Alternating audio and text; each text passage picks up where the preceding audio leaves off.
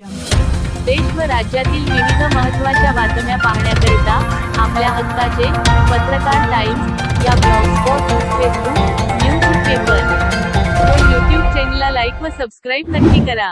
धन्यवाद. भारतीय जनता पार्टीचे अधिकृत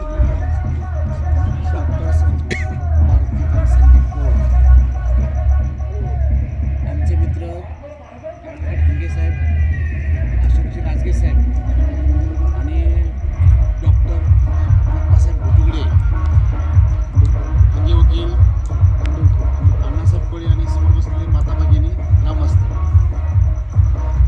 आता आपल्या चर्चेप्रमाणे आपल्या काही समस्या मागण्या आल्या, त्या समस्या आणि मागण्या त्याच्याप्रमाणे सांगितलं आणि त्या मागण्या आमच्या माध्यमातून गावापर्यंत पोचवून तुमच्या मागण्यांचं आम्ही 100% निवारण करू.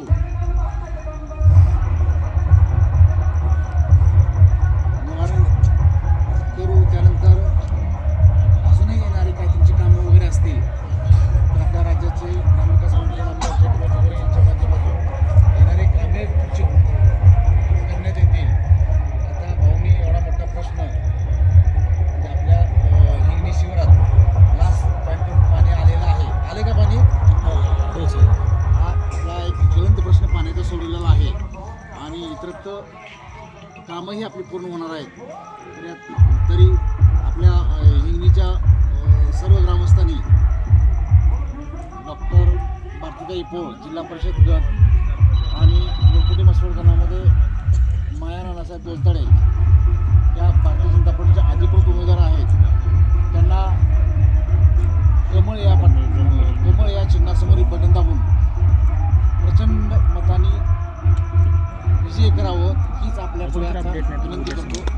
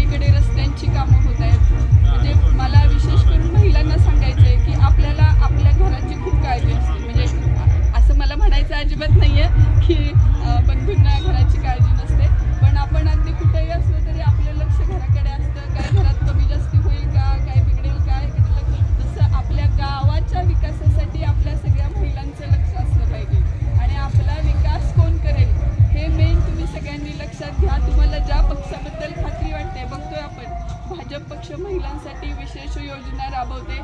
लाडकी बहीण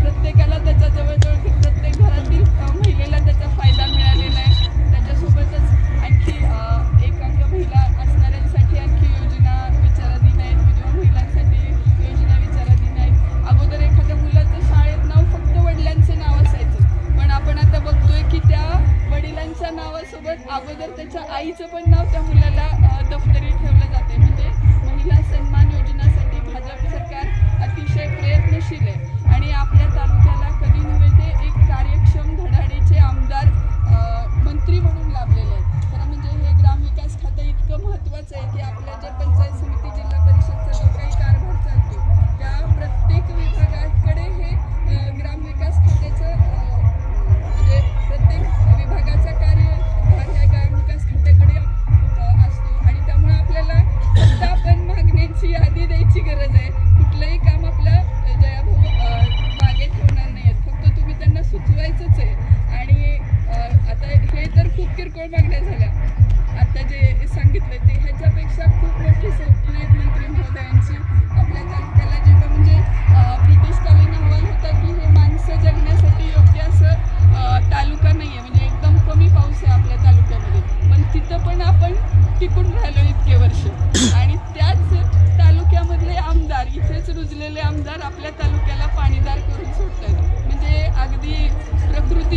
शोधत जाऊन विकास करणारे मंत्री महोदय आपल्याला लाभलेले आहेत. तर हे आपलं जसं मगाशी म्हटलं ह्यांनी की आपलं प्रत्येक मत हे मला किंवा मायाताईंना नाही, तर हे जया भाऊंचं काम सक्षम करण्यासाठी प्रत्येकानं मतदान करायचं. आणि मला महिलांना विशेष करून सांगावं वाटतं की जितकी काळजी आपण आपल्या घराची घेतो तितकीच काळजी आपण आपल्या गावाची, आपल्या तालुक्याची करायची आहे. मग आपल्या सगळ्यांना माहिती आहे आपल्या गावाचा विकास कोण करेल, तालुक्याचा विकास कोण करेल. त्यासाठी सगळ्यांनी भाजप पक्षाला मतदान करावं. आणि जसं आता आपण बघितलं म्हसवडमध्ये म्हसवडच्या जनतेने जयाभाऊंना 21-0 करून दाखवलं की तुम्ही जे काम करताय त्याच्या पाठीशी आम्ही आहोत, तुम्ही पुढे चला, आपण फक्त पाठीशी राहायचे.